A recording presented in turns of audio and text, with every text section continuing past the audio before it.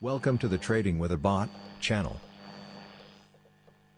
In the previous video, I had shown you how to register for a 3 account, and also how to register with FTX.US exchange. There is a number of elaborate trading techniques that you can implement with the 3 The series of educational videos that you are watching right now will get into the details of each of the areas.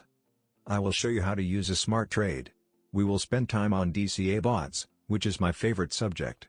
We'll also explore grid bots. There is really a lot that is ahead of us, but today, we'll start with the most basic form of investment, and the most basic bot. A HODL bot. Today's video is targeted to the complete beginners to crypto trading and investment. And with today's video, I would like to explore together with you a strategy of buying Bitcoin at regular intervals and holding it, or as they say hodling, indefinitely. Or, at least until the price is very high. This is a very simple strategy. Let's say you buy a bit of crypto every week, or every day. And to automate and standardize this process, you are doing it regularly at a particular hour. You need to decide which cryptocurrency you want to buy, and in my example, I had chosen BTC. You must also specify the amount of currency you want to spend during each of these regular buying sessions. Here, I had specified to spend 15 USDT as my daily fund to purchase Bitcoin. I now want to spend some time to show you the results of such a strategy, and I want to make all of the relevant calculations manually. We now switch to TradingView.com. TradingView is the leading platform providing historical and real-time information about the prices of many different types of assets, such as stocks, bonds, commodities, foreign currencies, and also cryptocurrencies. Let's take a look at Bitcoin's historical price chart. In one of future videos, I will teach you more about TradingView. It is one of the key tools you will need to be familiar with. As you can see, I am using a free version of the TradingView, and the free version is sufficient to perform many basic operations. If you plan to purchase any of the paid plans, please use my referral ID for the TradingView. Using my referral is a great way to support my work.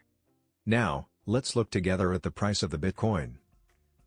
As you can see, there was quite a sharp drop in the price of the Bitcoin during June of 2022, and the current price is somewhere in the range of $19,000.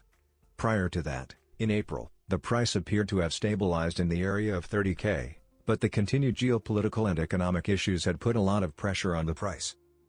It is thus possible that even $19,000, that we see now, is not the bottom for the Bitcoin price, and it may fall even further. Look at the big picture here. We see a very evident downtrend in the price ever since November of 2021, when Bitcoin had reached its all-time high levels of $68,500 per 1 Bitcoin. Of course, we need to keep in mind that Bitcoin is still somewhat of a new financial asset. Its popularity had been increasing over the time, driving the associated demand and the price increase. But, the volatility associated with absent, or very relaxed regulations, and often unsustainable crypto-based projects, create this roller coaster-like price chart that you see now. Crypto enthusiasts, such as myself, however, believe in the power of the digital currencies, and we are certain that a price recovery will happen eventually for Bitcoin, since it is considered to be the flagship of all cryptocurrencies. This is the reason I continue to invest in Bitcoin, and would like to show you the most basic strategy that you can use, in case you are also interested to allocate a portion of your capital to crypto. As it stands now, we do not know if the price will continue to drop below $19,000, or if it will start recovering, and growing steadily, reaching, and bypassing the all-time high levels that we saw before. In fact, it is very difficult to predict the price direction, and only seasoned professionals have a good success rate in determining if the price of an asset will rise, or fall.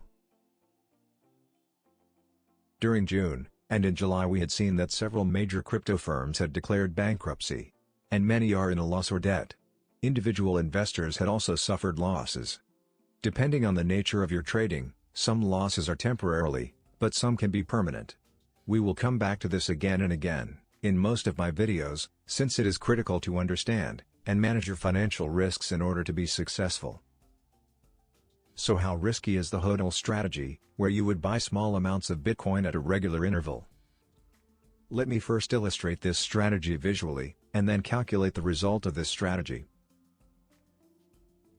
Let's continue with the example we had chosen in the beginning, where we invest $15 each day to make a purchase of Bitcoin. An attractive feature of a digital currency is that you can buy small fractions of it. Some exchanges have a very small minimum order size, such as $5 per order, or even $1 per order, while others have a bit of a higher, yet still reasonable minimum amount. In the given example, the minimum we need to spend per one transaction is $15. Now, I am drawing these vertical lines to show you visually the exact time during each day where the bot would buy a fraction of Bitcoin on our behalf. Each day, at 11 p.m., the bot would look at the market price of the Bitcoin and put an order equal to 15 USDT. USDT is a stable coin. It is also called Tether. USDT, or Tether, is one of several stable coins which you can buy in an exchange for US dollars. USDT is not the same as United States dollar, but because the value of one USDT is equal to one US dollar, occasionally, I use the terms interchangeably to signify the amounts we're spending when buying another cryptocurrency, such as Bitcoin. Now, as I have drawn the vertical lines to show the date and time when the transactions will take place, I will use these circles and horizontal lines to show you the price that Bitcoin happens to hold during our transaction periods. I think it is important to visualize and understand any of the strategies that you plan to use, no matter whether it is very simple one, or if it has some layers of complexity. Let me ask you a question now. If I am to buy Bitcoin at regular interval, as I am showing now, what would be the most optimal frequency in order to maximize the return on your investment? What if, instead of a daily purchase, I would purchase Bitcoin only once per week? Or, perhaps, just make one purchase every 2 weeks? Look here how the price had dropped already in just one day. And, remember that we've seen the price of the Bitcoin had continuously been decreasing ever since November. So if I am buying Bitcoin daily, while its price is lower with each day, I am able to purchase a larger portion of Bitcoin, with the same $15 that I am spending daily. These green lines show the price levels for each of my purchases. It's a rough estimation that I am doing here. To be more accurate, I could zoom in on the price chart, or I could also Google it to find out the price of Bitcoin on a particular day and hour. This particular strategy that we're discussing is very simple, and it's lacking any intelligence. It simply buys Bitcoin at the designated hour, no matter what would be the price of the Bitcoin. It does not wait for the price to drop to make a purchase. In this case we got lucky, as you can see. Shortly after 2300 hours when we would have made a purchase, the price had gone up.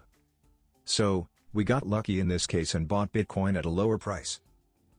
It could have happened that the price had dramatically increased right before our scheduled transaction. As I said, the algorithm is not intelligent, in this particular sense. There are, however, other algorithms that can do that. For instance, we could create a strategy that buys Bitcoin when it's dropping in price by a particular percent, or to a particular value, or under other special conditions. But not here. Here we just perform regular buys, at predefined periods for specific amounts of money. So, when we continue to buy Bitcoin regularly, we end up averaging out the total cost of buying Bitcoin. This is the key feature of this particular strategy. Look here at the price levels of these 6 buys. The highest price we paid was $21,450.